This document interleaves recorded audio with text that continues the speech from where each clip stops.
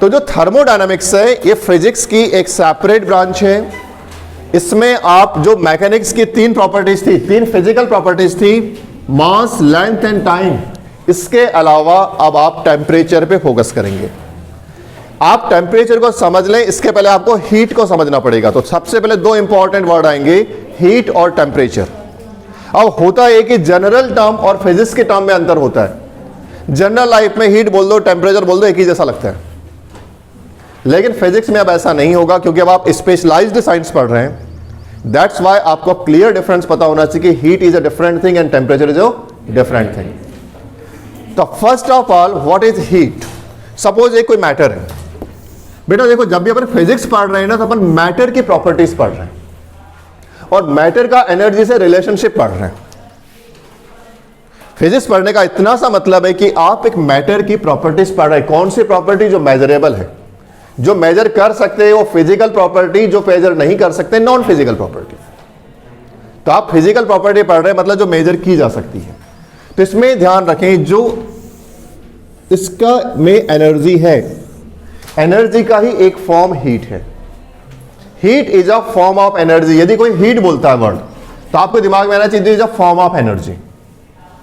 The question is, किस type की energy, हम इसे कैलकुलेट कैसे करेंगे? तो यहां एक वर्ड आएगा, internal kinetic energy, internal potential energy.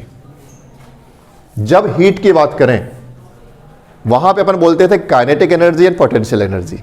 यहां मैं बोल रहा हूं internal kinetic energy, internal potential energy. अगर कोई मैटर है, इसका मतलब है वो मॉलिक्यूल्स होंगे उसके अंदर, और उन मॉलिक्यूल्स के बीच में इंट्रा मॉलिक्यूल अट्रैक्शन होगा। वो मॉलिक्यूल एक दूसरे को खींच के रख रहे होंगे, तब तो पदार्थ बना हुआ है। अगर वैसा नहीं होता तो ब्लास्ट हो जाता। तो because of inter molecular attraction एक फोर्स लगेगा। तो इनके मॉलिक्यूल्स के बीच का जो इंटर मॉलिक्यूल अट्रैक्शन है, ये कहलाएगा इसकी इंटरनल पोटेंशियल एनर्जी। तो हम क्लियर हो रही है? तो आपने क्या लिखा था, जो हेडिंग डाला था, थर्मल प्रॉपर्टीज ऑफ मैटर। इसकी सबसे पहले इंपॉर्टेंट टर्म्स आप समझ रहे हैं, लिख लो इंपॉर्टेंट टर्मिनोलॉजी। इंपॉर्टेंट टर्मिनोलॉजी, जो वर्ड आप बार बार सुनने वाले हैं यहां पे, ठीक है? इंपॉर्टेंट टर्मिनोलॉजी से फर्स्ट लिखो इंटरनल पोटेंशियल एनर्जी। सबसे पहला पॉइंट डालो, इंटरनल पोटेंशियल एनर्जी। लिखें उसके आगे पोटेंशियल एनर्जी। हेडिंग क्या डाला? हेडिंग नहीं, मतलब छोटी छोटी नोट्स जैसा है। पहला पॉइंट डाला आपने इंटरनल पोटेंशियल एनर्जी। नोट्स में नहीं आएगा, इंटरनल पोटेंशियल एनर्जी, ठीक है? उसके आगे लिखो, it is potential energy due to inner atomic force. It is potential energy. It is potential energy due to inner atomic force. Due to inner atomic force. The potential energy of all molecules. The potential energy of all molecules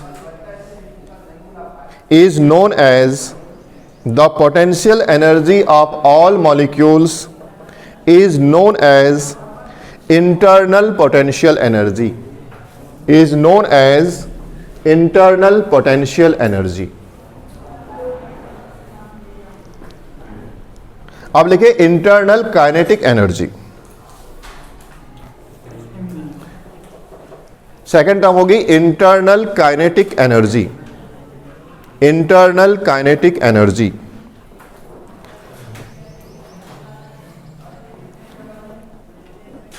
the total kinetic energy of all molecules, the total kinetic energy of all molecules, the total kinetic energy of all molecules is internal kinetic energy of body, is internal kinetic energy of body.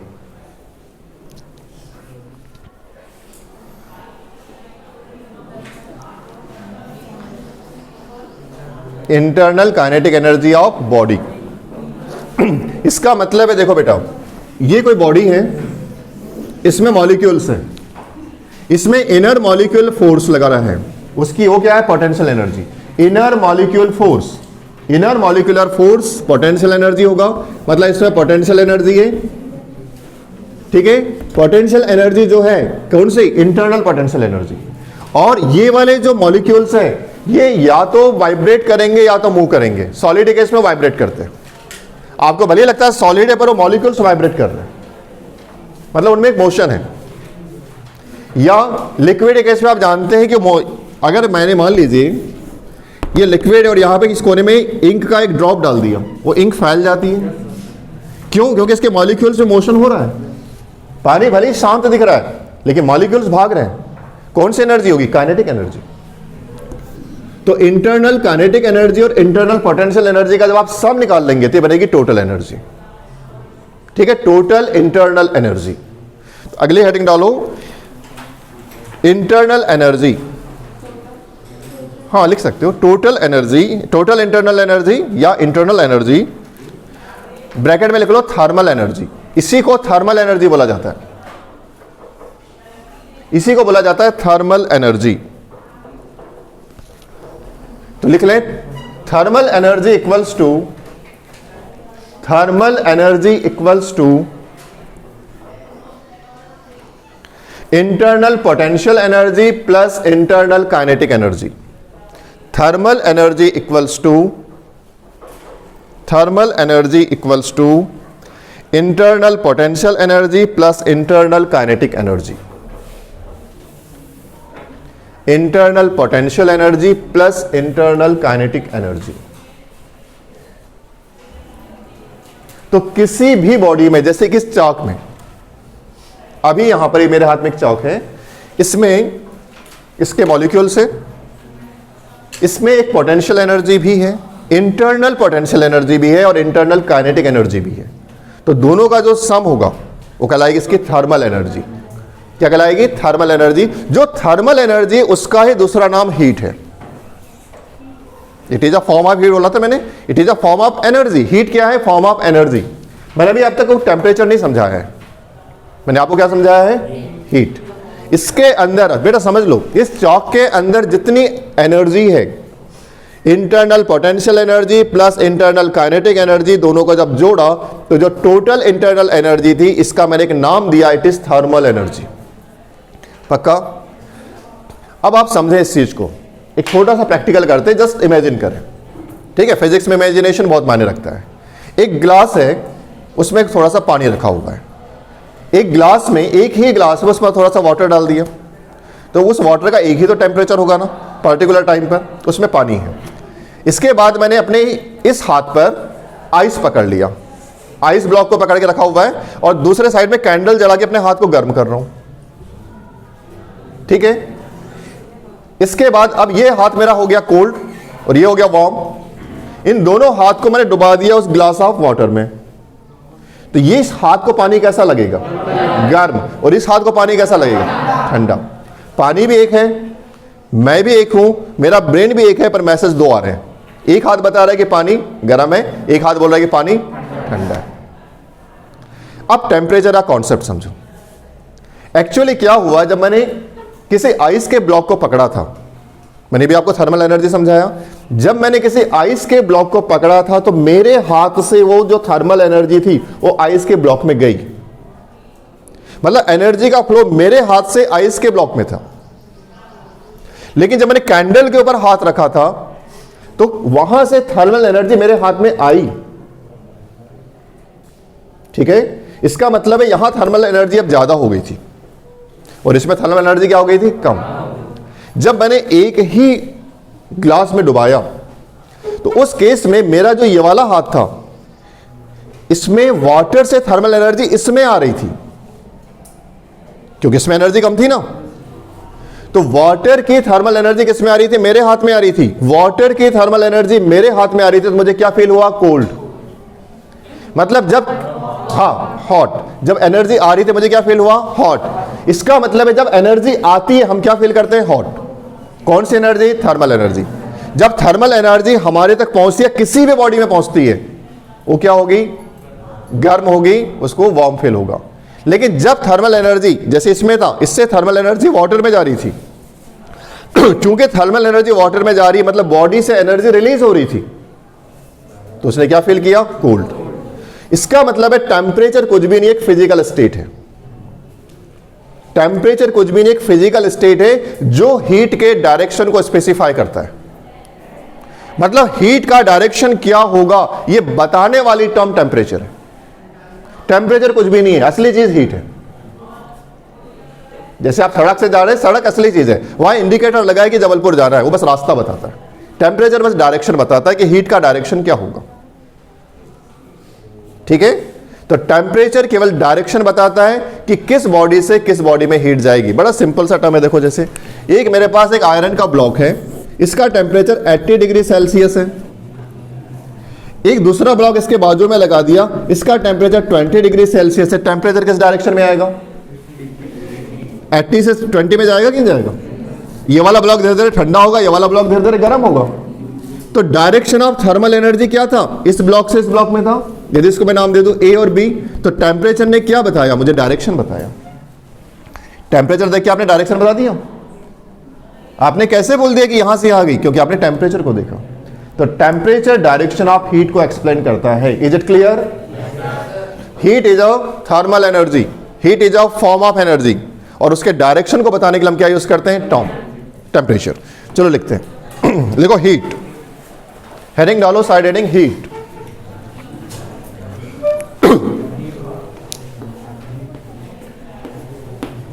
Next term is heat. Heat is a form of energy, heat is a form of energy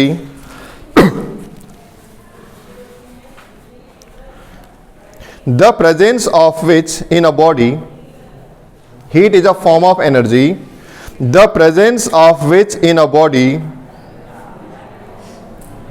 the presence of which in a body makes it, the presence of it, the presence of which in a body makes it hot, hot, hot, and its deficiency makes the body cold, and its deficiency makes the body cold. यदि उसकी presence है तो body hot होती है, और उसकी कमी होती है तो बॉडी कोल्ड होती है। आप लिखो टेम्परेचर। नेक्स्ट टर्म होगी temperature. Temperature is a physical state. Temperature is a physical state of a body.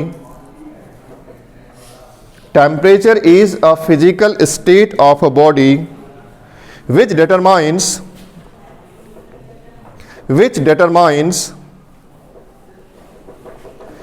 the direction of flow of heat, which determines the direction of flow of heat, direction of flow of heat, या heat energy लिख लो, flow of heat energy, when it is placed in contact, when it is placed in contact,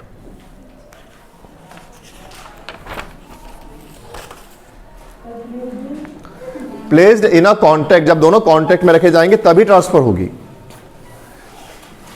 अगली line लिखो, next line से, heat and temperature both are, heat and temperature both are scalar quantities, heat and temperature both are scalar quantities,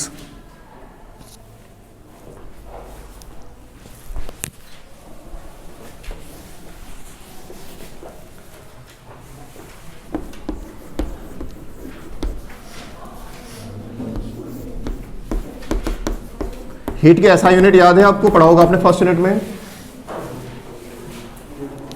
SI unit of heat joule. लिख लीजिए।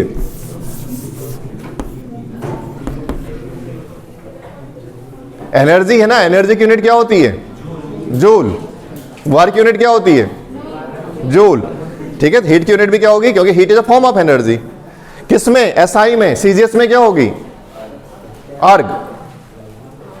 याद है? Joule and अर्ग। इसके बाद इस यूनिट में हम बहुत कम यूज करने वाले हैं जूल को। इसकी एक प्रैक्टिकल यूनिट आएगी। अगला लिख लो, practical unit, practical unit of heat.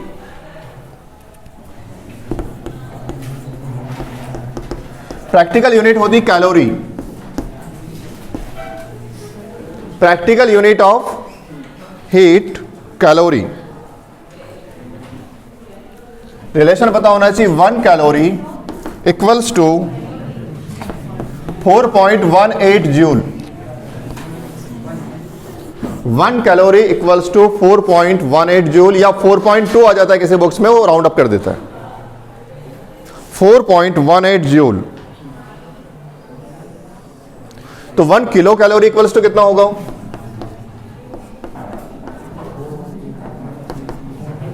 Kilo मतलब 1000। 10 टू द पावर ऑफ 3 जोड़ दो, उसमें कितना हो जाएगा? 10 to the power of 3 calorie, या we can say 4.18 into 10 to the power of 3 joule. Relation याद रखना, न्यूमेरिकल में काम आएगा। 1 kilo calorie equals to 10 to the power of 3 calorie, या 4.18 into 10 to the power of 3 joule.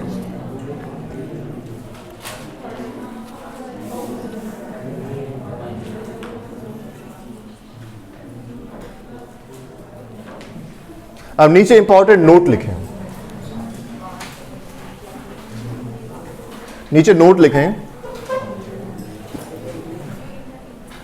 क्या ऐसा हो सकता है कि दो बॉडीज है, मान लीजिए एक बॉडी ए है और दूसरी बॉडी बी है, दोनों के हीट सेम और टेम्परेचर अलग हो? पॉसिबल है क्या? Same heat different temperature. दोनों बॉडी की हीट एनर्जी सेम है लेकिन टेम्परेचर अलग है। पॉसिबल हो सकता है। पॉसिबल हो सकता है कि दोनों की हीट एनर्जी सेम हो लेकिन टेम्परेचर अलग अलग हो। ये छोटी बॉडी है, बड़ी बॉडी है, टेम्परेचर अलग अलग होगा। इसका अपोजिट, टेम्परेचर सेम और हीट अलग अलग हो, वो भी हो सकता है। मतलब दोनों पॉसिबिलिटी लिख लीजिए। It is possible